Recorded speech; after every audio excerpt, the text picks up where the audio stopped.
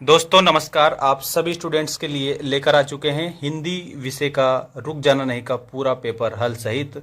यहाँ पर आपको क्वेश्चन नंबर 1 से लेकर के तो क्वेश्चन नंबर 23 तक सारा पेपर में बताने वाला हूँ। तो जल्दी से जल्दी आप सभी आ जाइए लाइव, क्योंकि हम आपके लिए सारे क्वेश्चन का हल लेकर आ चुके हैं 1 से लेकर के 23 तक, और पूरा आपका ये रियल पेपर है। देखिए प्यारे मित्रों, सबसे पहला प्रश्न है, बाल गोविंद भगत साहब मानते थे। तो यहाँ पर आप लोगों को उत्तर बताना है। कबीर को साहब मानते थे। जैसा कि मैंने कहा था कि आपको मैं डायरेक्ट उत्तर बता दूंगा, तो आप ध्यान रखना प्यारे मित्रों, कबीर को साहब मानते थे। देखिएगा यहाँ पर आप लोगों का नेक्स्ट क्वेश्चन, वे धीरे धीरे चलने लगा। इस वाक्य में क्रिया विशेषण का भेद है। कौन सा क्रिया विशेषण है? तो इसमें रीतिवाचक क्रिया विशेषण है। बालक तारकेश्वर नाथ को उसके पिता टीका लगाते थे। किसका टीका लगाते थे? तो यहाँ पर आप लोगों को बताना है भभूत का वो टीका लगाते थे। ठीक है, नेक्स्ट देखिएगा, आप सभी रीतिकाल के कवि थे। तो रीतिकाल के जो कवि थे वो इनमें से कौन से हैं? तो प्यारे विद्यार्थियों, यहाँ पर आपको भूषण बता देना है, ये रीतिकाल के कवि थे। ठीक है, इसके बाद में नेक्स्ट आपका जो क्वेश्चन है वो देखिए, तुलसीदास की रचना है। तो तुलसीदास की रचना कौन सी है? तो इसमें आपको विनय पत्रिका बताना है, क्योंकि ये तुलसीदास की रचना है। 10वें रस का नाम क्या है?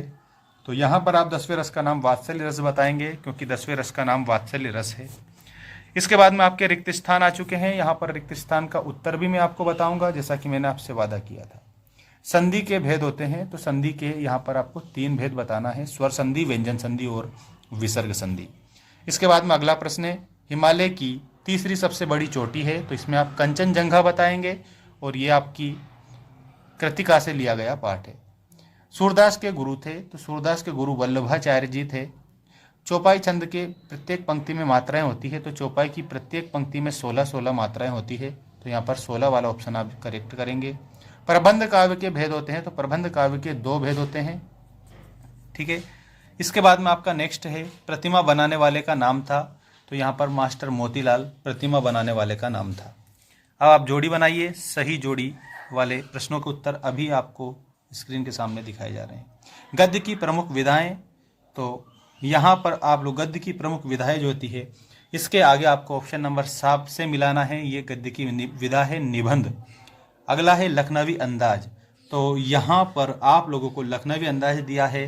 तो यशपाल जी ने लखनवी अंदाज लिखा है। अंधे की लाठी तो एकमात्र सहारा, इसका अर्थ होता है मैं क्यों लिखता हूँ, ये अज्ञेय जी के द्वारा लिखा गया है। कामायनी के रचनाकार जयशंकर प्रसाद है। और मानवीय क्रियाओं का आरोप, इसमें मानवीकरण अलंकार होता है। तो आप मानवीकरण अलंकार पर जाएंगे। इसके बाद में देखिए, एक वाक्य में उत्तर लिखिए वाले प्रश्न, और फिर मैं आपको सत्य असत्य के उत्तर बताऊंगा। एक अनार 100 बीमार का अर्थ लिखिए। तो इसमें आपको लिखना है वस्तु की पूर्ति कम और मांग अधिक।